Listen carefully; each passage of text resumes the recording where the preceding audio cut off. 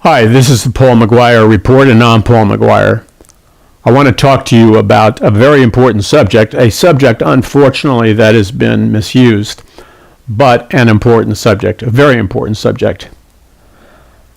As a Bible prophecy teacher and as a minister, as an author of 54 books and numerous best-selling books, as an international conference speaker, as a feature filmmaker, as a radio talk show host with 2 nationally syndicated radio programs. One was the Paul McGuire Show for 10 years, and this is the Paul McGuire Report.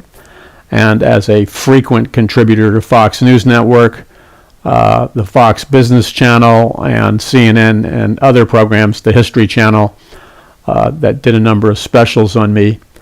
I've been communicating for many years to diverse audiences. And what I have said in the venues that give me permission is I sometimes ask questions about Bible prophecy.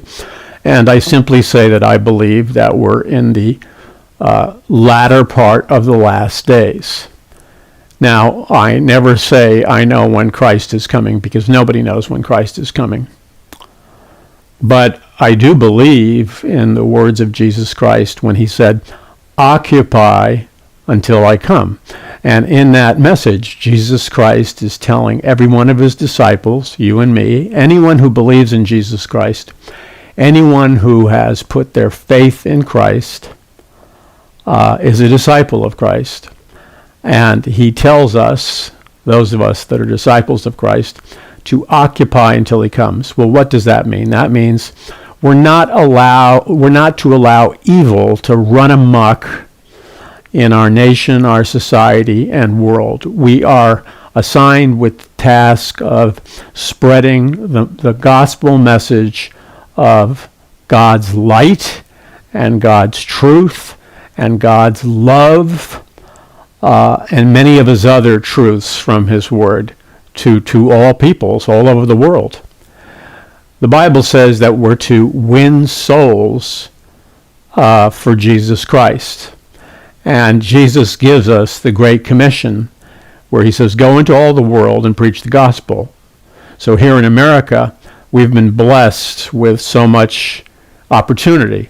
It's not a perfect nation, we know that, but we still have enormous opportunity in America to preach and minister the gospel all over the world, because we have unique freedoms, even though they're under assault, and they are under assault. We still have freedom of speech, freedom of religion, to some degree, freedom of the press, and many other freedoms. Now, again, these freedoms are under attack. For example, I would say freedom of the press is probably the most attacked institution there is. And what is attacking freedom of the press is not some big, like we were told when we were kids, that, it would be it would be a Barry Goldwater right-wing conspiracy, John Birch Society conservatives that would shut down all freedom of speech. I mean, I was raised in an atheistic household, a liberal household, but a very educated household, a very literate household where we discussed philosophy, art, culture, science, and we read books, and prominent people would visit my parents' house, and I was exposed to a very high level of intellectual thinking as a young boy. And in all these discussions, the inevitable comment was, because they were liberals, and I was raised to be a liberal as well as an atheist, the inevitable comment was that there was always the concern expressed back then, and this is like 1960-something. Now, I was a little boy, by the way, I'm listening into these conversations as a little boy. But there was always this concern that conservative types, like Republican types, would remove all the freedom of speech, that they would censor all art, all novels, that they would censor film. So that the message that I heard as a little boy was it was the conservatives, the Republicans, the religious people especially, who would censor everything. And we had to be militantly vigilant about their psychotic aspirations to censor. And at that time, again, I was still young. I don't know, maybe I was 10 years old or something, when there was a guy named Mario Savio who was the head of the free speech movement, a radical leftist free speech movement in Berkeley University. And the free speech movement spread across the United States. And the basic message of the radical left, of which I was a member back then, by the way, I would say I began to be a member of the radical left, I guess at the age of like 13 or 14. I was involved in demonstrations with prominent, famous radical activists in Manhattan, New York City, and things like that. I was demonstrating with the radical activist Abbie Hoffman when I was 15 years old. And he was a firebrand for freedom of speech. And he was militant about the idea that you express any position. And that was the whole idea of the radical left, is that you had the right to express any position. Abbie Hoffman even took it so far as to say you have the right to scream fire in a crowded movie theater, which has devastating results. But the point is that the left and all the intellectuals of the left at that period of time, I was a follower of Allen Ginsberg, the beat poet. I found out decades later, by the way, that these same meetings I was attending where Allen Ginsberg was teaching his beat poetry in the East Village of Manhattan, although he's quite a bit older than I am. I found out that George Soros attended these same meetings and that George Soros was very influenced by Allen Ginsberg. But all of these people, Soros, I guess, was wealthy, but he hadn't come onto the scene yet. They were all promoting free speech. And the whole idea is everybody has a right to say whatever they want to say, whether you like it or not. And the ACLU back then, which my family to this day, well, I don't know if they still are, but up until recently, they were strong supporters of the ACLU.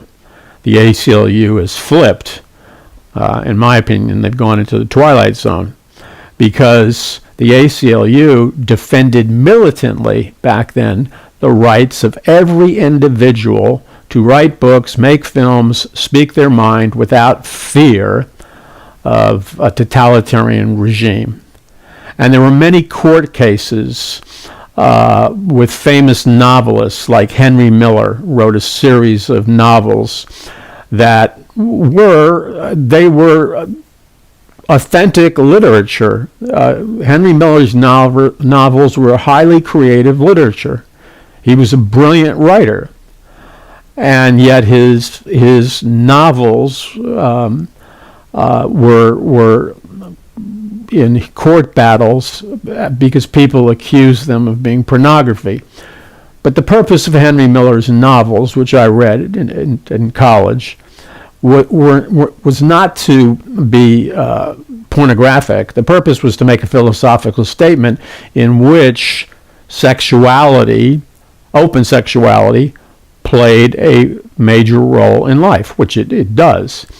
Now, the point is, there were many other writers whose work was classified as obscenity. So they wanted to censor these great writers for being obscene, and there were numerous court cases. Well, liberals defended them. I, for many years, defend them. I would probably defend them today. If Henry Miller was alive today, I would defend him. Not that I'm a promoter of pornography. I'm certainly not.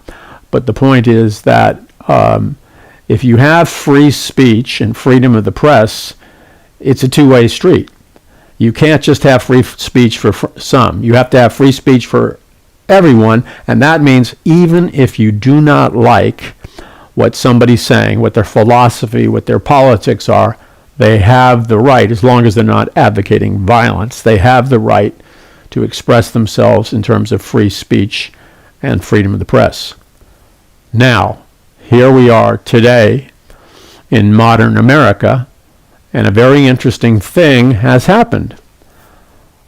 The greatest enemies of free press, of freedom of the press and freedom of the speech are not the radical right wing. They're not the John Birch Society. They're not the Christian right. They're not Christians. They're not conservatives.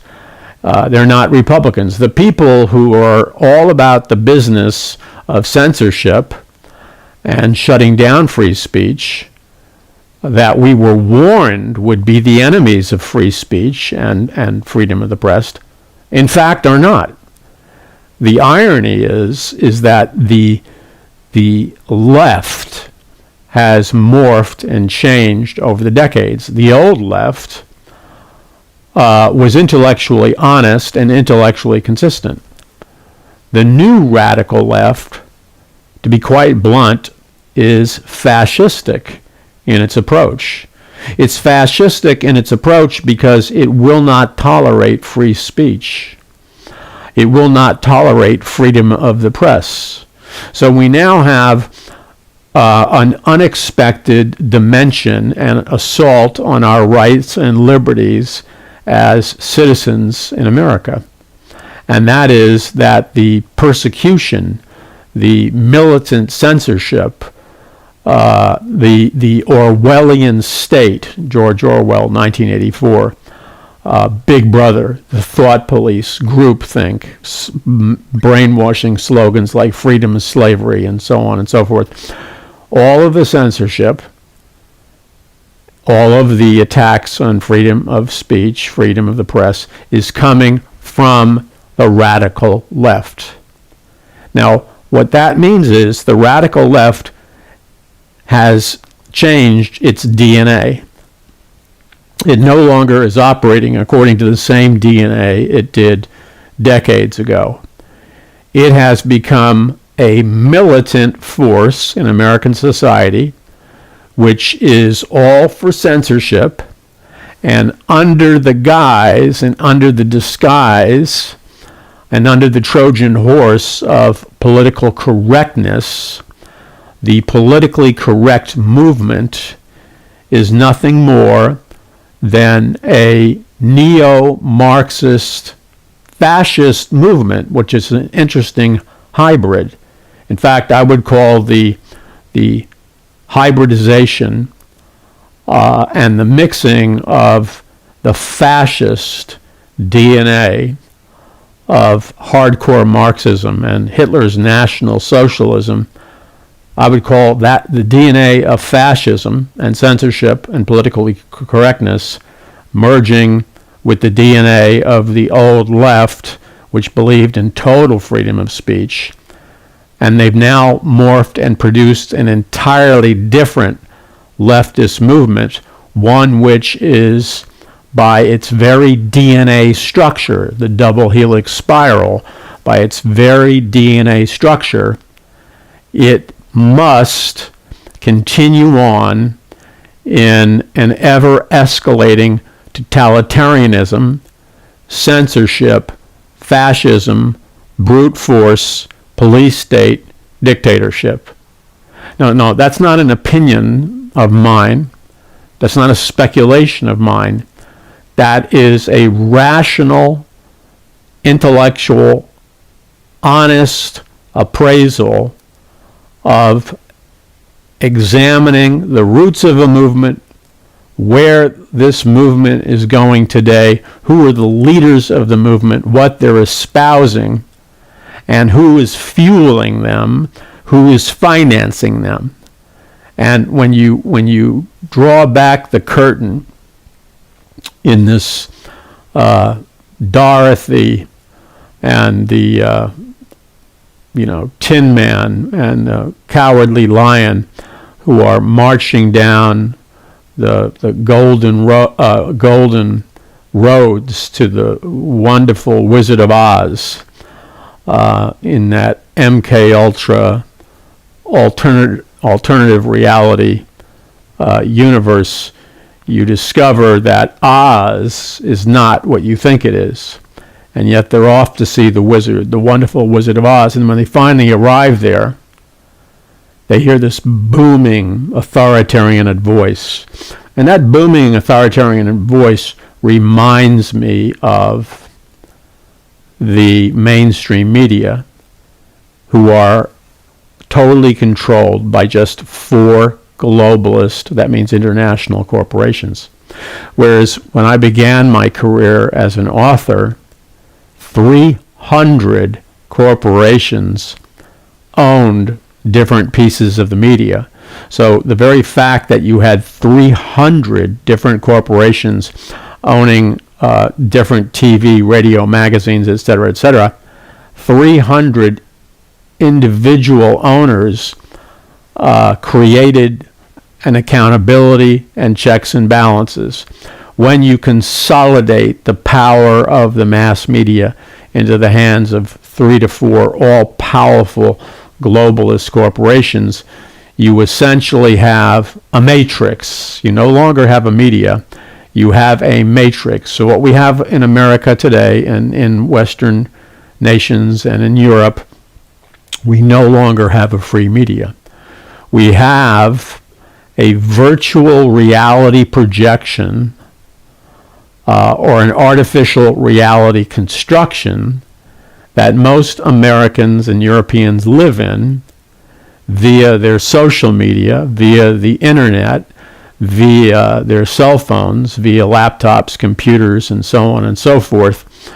They live in a artificial reality world, a virtual reality world, and now with the advent of new technology, you add to that an augmented reality world, all moving into hyper acceleration with the birth of 5G technology, because most people don't understand that 5G technology represents a quantum leap in energy and power of cell phones and Wi-Fi transmissions. Let me explain it to you simply. Most people have a cell phone that operates on 2, 3, or 4G. Whatever type of cell phone you have, let's say you have a 3G cell phone, like many people have, and you buy a new cell phone that's 4G, there's only one tiny increment between a 3G cell phone and a 4G cell phone, or a 2G cell phone and a 3G cell phone. Now, technologically, when you move from 4G to 5G, most people think, oh, it's no big deal. You're just moving from 4G to 5G. But that's not what's happening in terms of engineering and science. When you move from 4G to 5G, you're not making one incremental jump in power like you would from 3G to 4G. When you move from 4G to 5G, you are making a quantum jump that is not just one more powerful, it is now 100 times more powerful. So when you move from 4G to 5G or 3G to 5G, you are moving into a dimension of electromagnetic frequency power that is 100 times more powerful than your standard Wi-Fi reception. And what's being suppressed all over the United States with all these fancy, expensive ads selling people on the benefits of 5G, I've been studying the legitimate scientific reports, especially from a very high-powered team of Israeli scientists and other high-powered teams of scientists who are staunchly criticizing the advent of 5G technology because they are concerned about its detrimental impact on the neurological brain development of young babies and children, the exponential increase in ADHD, ADD, Asperger's, autism, neurological disorders, insomnia, skin diseases, lowered immune systems, and an entire death spiral which is generated by this scientific fact, which nobody talks about. The scientific fact is this. And by the way, if you don't believe me or doubt anything that I've been saying so far, in my brand new book, The Greatest Battle for the Hearts and Minds of Mankind in the History of the World, I document everything that I've said up until now, and I document what I will be saying in the remainder of the program. I've studied this for 40 years, and I have spent the last year basically being a hermit in a studio, researching hundreds of books on subjects as diverse as biotechnology, neuroscience, quantum mechanics, 5G, scalar technology, bioenergetic fields. And let me just say this to you. Let me simplify for you the dangers of 5G technology. We all want faster uploading and downloading speed. There's nobody who doesn't want that. I want it. Here's the price tag, and this is what they're not telling you. The frequency range that 5G technology operates in, it's a scientific fact, is the same exact frequency range that the U.S. military uses in what is called directed energy beam weapons. So you can see videos of U.S. military videos, and you'll see them in their militarized police vehicles, and there'll be a riot in an urban situation. Well, the military will aim, it looks like a flat 27-inch, flat screen 27-inch television type device, and it rotates. And when you aim that flat screen type device at an individual in a crowd or two individuals in the crowd, and you simply flip on the switch, you generate what's called a non-lethal directed energy beam, which operates at the same exact frequency as 5G cell phone technology. And what happens is these people feel like their bodies are burning up with intense flames, and they disperse their crowds, they disperse their riots, because the pain is so intense. The pain is the equivalent as if somebody doused them with gasoline and threw a match at them. The burning is so intense, the only way they can escape the burning is to run as fast as they can out of the direction. So it is a powerful but effective crowd dispersal device. Here's the problem. That's an awful, powerful, toxic beam you're aiming. Number two is, who's to say that somebody can't just turn up that dial just a hair? Just turn the dial up of the directed energy beam transmission up just a hair, and you can move it from a non-lethal directed energy beam to a lethal directed energy beam that can kill you. Now let's talk about bioenergetics briefly. When scientists around the world began to study directed energy beam technology, which, by the way, as I point out in my book, The Greatest Battle for the Hearts and Minds of Mankind in the History of the World, this all comes from the scientific discoveries of Nikola Tesla and his scalar technology, which was suppressed, stolen. The copyrights were stolen. And let's just put it this way, he died before his time. But Tesla came up with this technology he called free electricity or free energy, because Tesla developed a technology that was completely different than every other electrical or oil, gas, or radiation type technology made to mankind. Tesla's technology literally reaches into another dimension and pulls out, very inexpensively, it pulls out unlimited free energy. So the fact of the matter is that planet Earth could be fully sustainable. We could run our cities, we could run computers, people could live in mansions, because energy, there's no finite run out period on energy. Energy is not running out. With scalar technology, you're tapping into limitless energy. So this entire energy crisis is a hoax.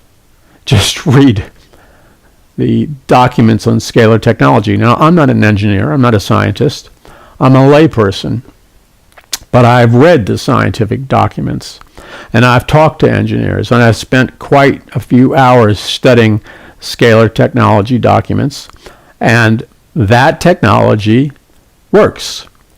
And it was the industrialists like Rockefeller and Carnegie and Ford and others, they conspired to steal and put away forever Nikola Tesla's technology. Because why?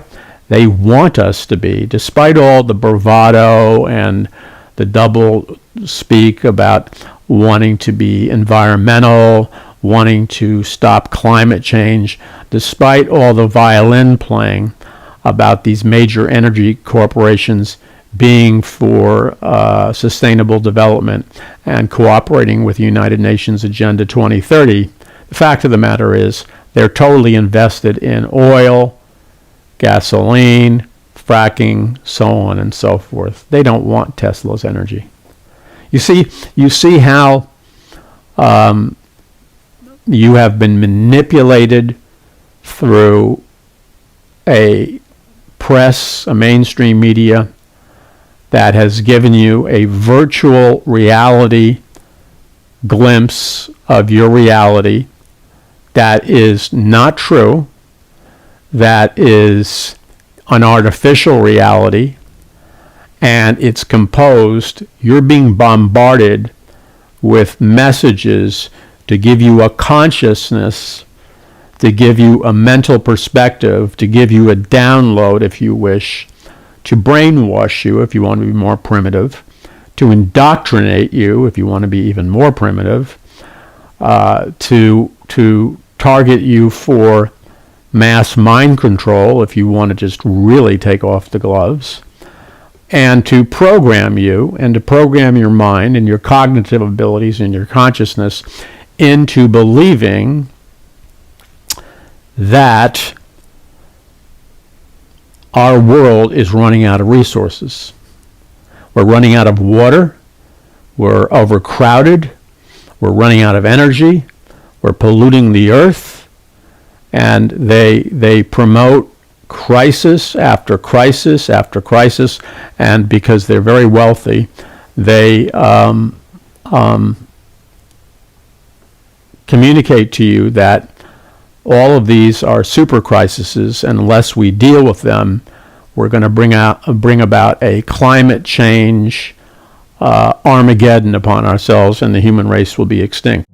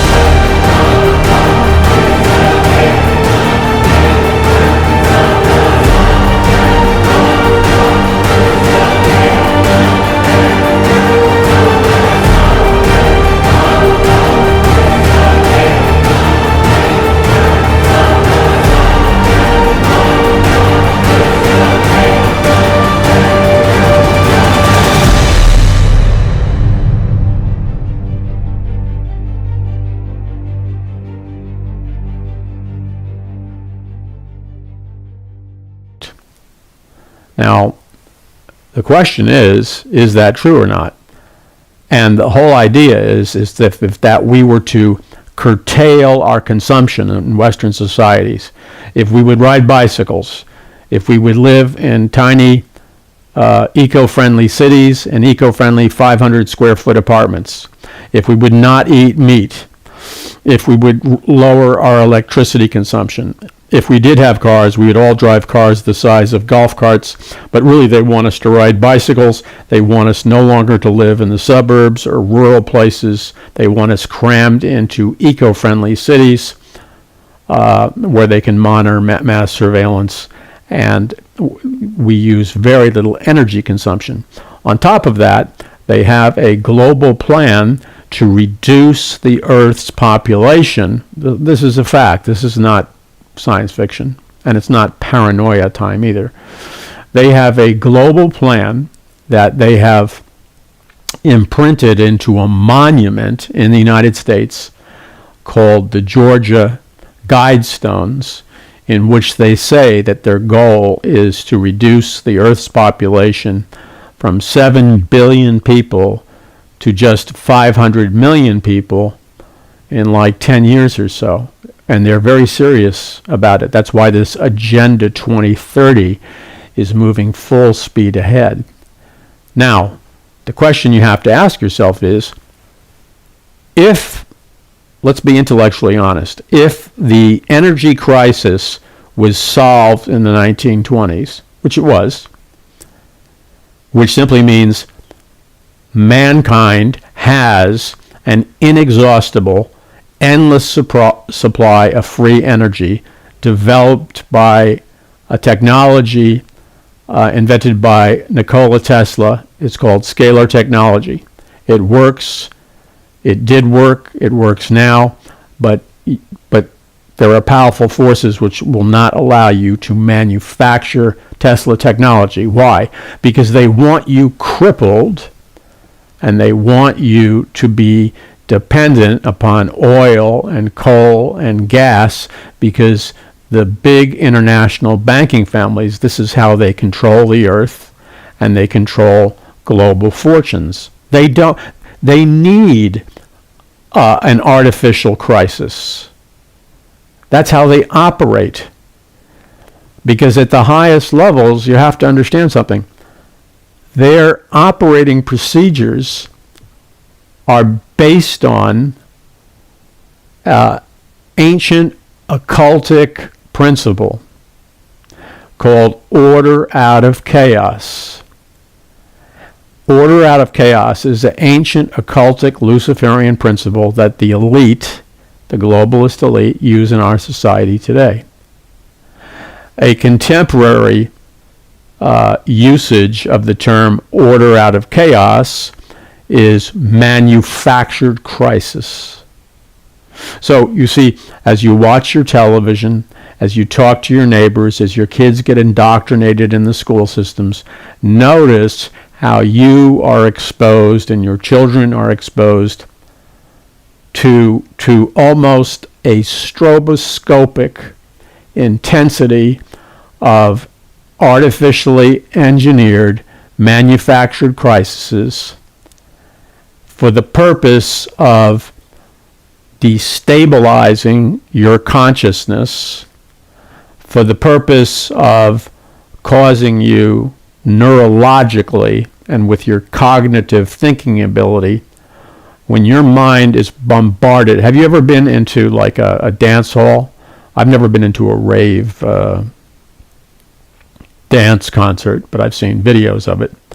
And I was at the Fillmore East and the Fillmore West when the Grateful Dead and other groups were playing, and they had the stroboscopic machines and the light shows. When a strobe is going off, it pulses light so fast that it creates a hallucinatory effect. But the other part of a strobe going off, hitting you with constant light or different information, is it actually can induce an epileptic fit in someone because it interferes with the electrical wiring system of your brain. So when your mind is exposed to a intense stroboscopic series of imagery, sounds, news reports, crises, killings, shootings, bombs, wars, all these horrible things constantly, 24/7 cycle, added to that sleep deprivation. Guess what's happening? That's not an accident. Your mind is being neurologically rewired or re-engineered. And what happens is your mind becomes, everybody's mind does, your mind becomes so overloaded with the intensity of the download of the information that your head spins and you begin to detach your consciousness to varying degrees. That process is called entering into cognitive dissonance. Cognitive dissonance is a trance state. It's a beginning stage hypnotic state. It's a trance state. So here's how it goes. The average American's mind is being pummeled with stroboscopic imagery of disaster, crisis, earthquakes, hurricanes, wars, school shooters, and on and on and on and on. Their head starts to spin as a defense mechanism, and they go into, without realizing it, a initial stage of cognitive dissonance. Now, cognitive dissonance is when you disconnect your intellect and your logical, rational thinking centers. You disconnect it from the information source to protect your mind neurologically. And then you shift gears in your mind and you enter, as a defense mechanism, a different modality of consciousness, which we would call a hypnotic state, cognitive dissonance, or a trance state. When a person is overwhelmed with stroboscopic information, the defense mechanism is a trance state. When it's late at night and you're watching television and you enter that trance state, and on top of the trance state, the television set is beaming to you pictures and images at an electromagnetic frequency. And all of our brain waves, our entire bodies, are all expressions of EMF, electromagnetic frequency. The 5G cell phone is EMF, electromagnetic frequency. So when you're watching television, the television screen is projecting to you images and sound at a specific EMF, electromagnetic frequency range called 10 Hz. Okay? And 10 Hz is a brainwave because all EMF frequencies are brainwaves. So you're watching TV and you go into a 10 Hz state. A 10 Hz state is a hypnotic state which causes you to feel a sense of relaxation, a sense of positivism, a sense of happiness. And on the good side, when you're exposed to a 10 Hz state in a classroom, if a teacher was playing subliminal silent sound music of 10 Hz, or just watching television 10 Hz, one of the unique attributes of being in a 10 Hz state of consciousness, which, by the way, is an alpha wave state of consciousness, is that your ability to concentrate and absorb information for long hours is substantially enhanced. So they find students with ADD and ADHD and all these learning problems can lock in and learn for hour after hour. 10 Hz alpha waves are a great study aid. It's really a focus mood enhancer. But it has one very serious downside. It does a lot of great things, okay? The problem is the negative attribute of a 10 Hz EMF wave or brain wave is that although your focus improves, and you can focus for a long period of time, and you have a sense of optimism and focus and happiness, all that's good. And your learning will accelerate. Your scores will go up. But the 10-HZ alpha wave state happens to turn off the switch of a very important brain modality. And that is, when you're in the 10-HZ alpha wave state, you lose the cognitive, intellectual ability to evaluate the information that you're receiving. You lose your ability to discern good from evil. You lose your ability to use your logical, perceptive mind at its full degree. So, for example, let's say you were attending a classroom where day after day, week after week, they were using a television to broadcast to you as a college student or a high school student a lecture on the benefits of socialism versus capitalism and the benefits of communism and Marxism versus capitalism. Okay? You, because you're being bombarded with a 10-HZ alpha wave EMF brainwave, you're taking all of this in. You're learning everything you need to know about socialism and communism and stuff. You're learning it all. You can focus for 18 hours in an alpha wave state. And you're optimistic, so you feel good. You're receiving it. The problem is when your mind sees irregularities, illogical statements, lies, contradictions, historical evidence that contradicts what you're being told. When you're in a 10-HZ alpha state, the brain switch is turned off because you can no longer evaluate. To be blunt, you can no longer see through the BS. Okay? Sorry for being so blunt. When you're in an alpha wave state, you lose the ability to see through the BS. You lose the ability to see that you're being conned. The 10-HZ alpha wave state is an excellent state of consciousness for embedding and layering propaganda in your mind because you believe everything you're told. That's the danger. The 10-HZ state becomes the premier mind control programming state because your mind loses the ability to evaluate, tear apart, use critical thinking, use logical thinking, notice the inconsistencies of what you're being taught, notice the historical and economic inaccuracies of what you're being taught. So what does all this mean? What this means is that while many Christians, sadly to say, have been asleep for the last 50 to 70 to 80 years, because that's how long this train has been going down the track.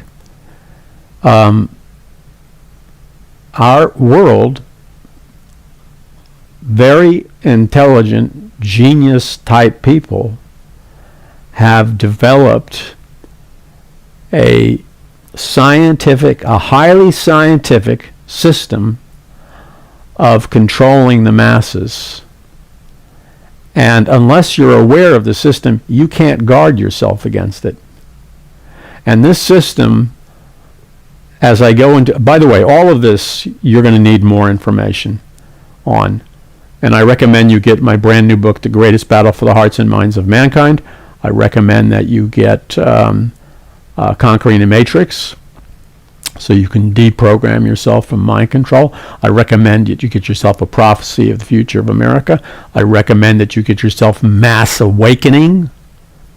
And I recommend that you get the brand new book, The Greatest Battle for the Hearts and Minds of Mankind in the History of the World. They're all build upon one another. Because at the University of Berkeley in 1961, Sir Aldous Huxley,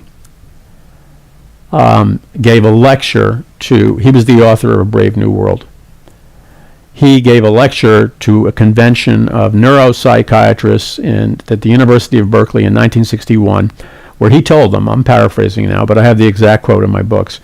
He told these neuropsychiatrists, he said, that in the truly effective scientific dictatorship, we can so efficiently program and brainwash men and women that not only will they not know that they've been brainwashed or programmed, but we can actually so effectively use scientific mind control and brainwashing and programming on them that we can, Huxley said, we can program to learn to love their slavery and not have a clue that they have become slaves. That's America for the most part today, and many other nations. Now, in case you think this is far-fetched, read my books. That I quoted you one person. In the books, I quote 40.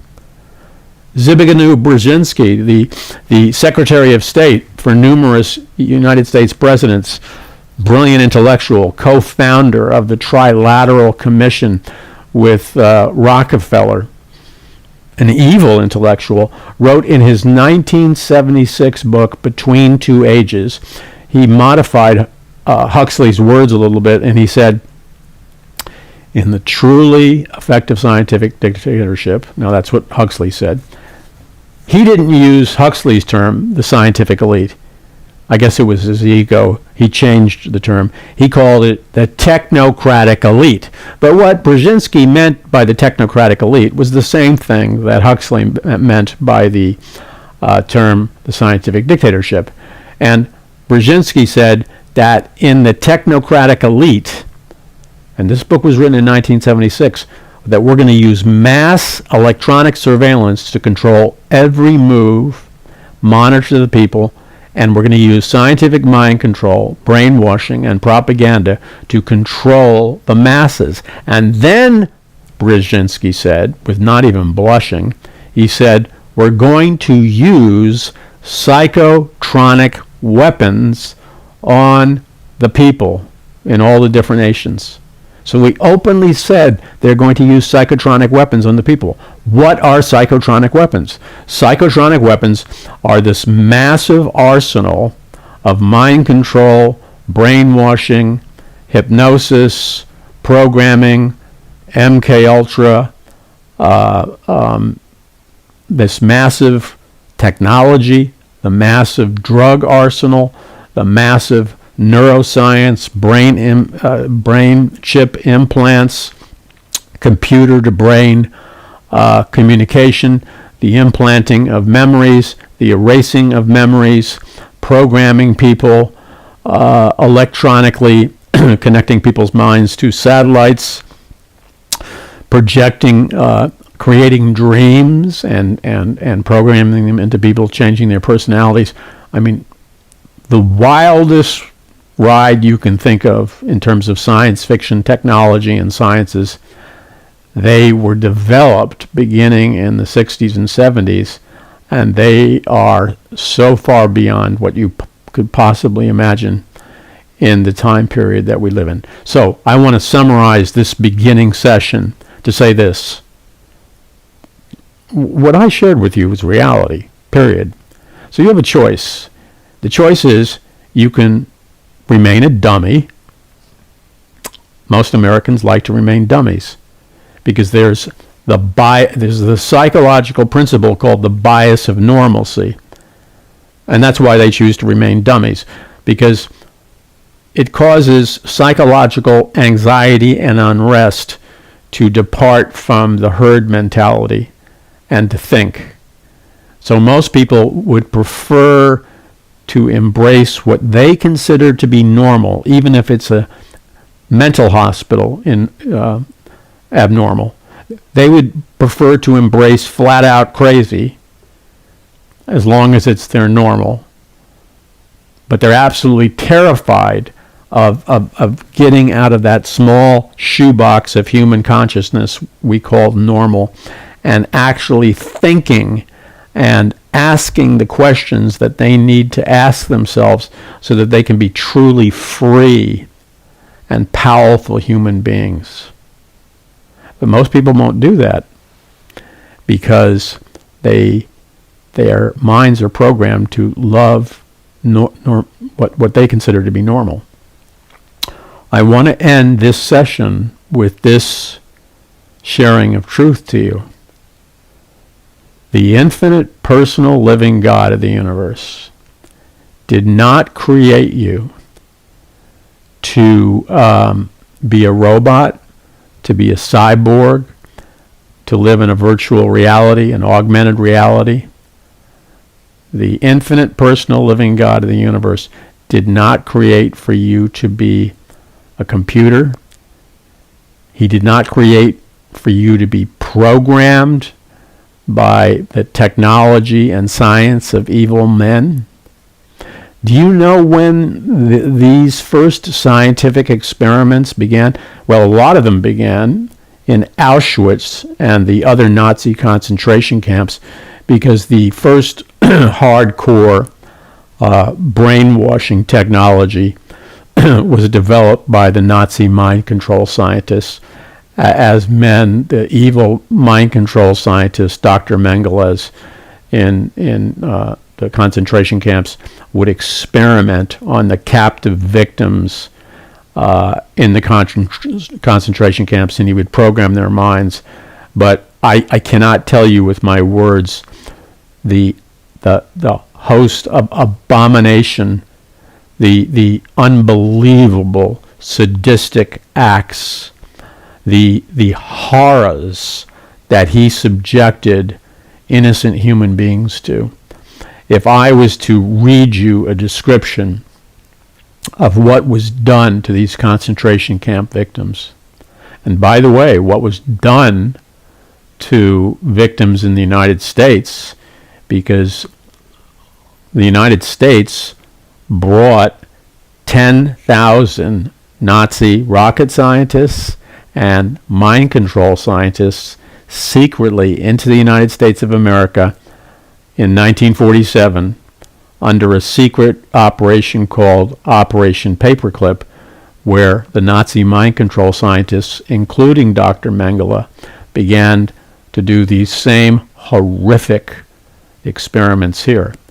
If I was to read to you what they are doing, what they have done to people in the name of scientific experimentation, it is so sadistic, so cruel, so inhuman, that I think, like you, upon reading it, it would shake you to the very core of your being and probably cause you to break down weeping. That's how cruel it is. Because these people are creations of God. And so the point is this. Dr. Francis Schaeffer, who was my spiritual mentor, who formed my initial biblical theology, he made this statement 35, 40 years ago. It's true. He said, because of humanism, because of the rejection of moral absolutes in our society, we are going to need, inevitably, he said, he said, we're going to need totalitarianism and a police state and a dictatorship to manage the chaos that a humanistic society always produces.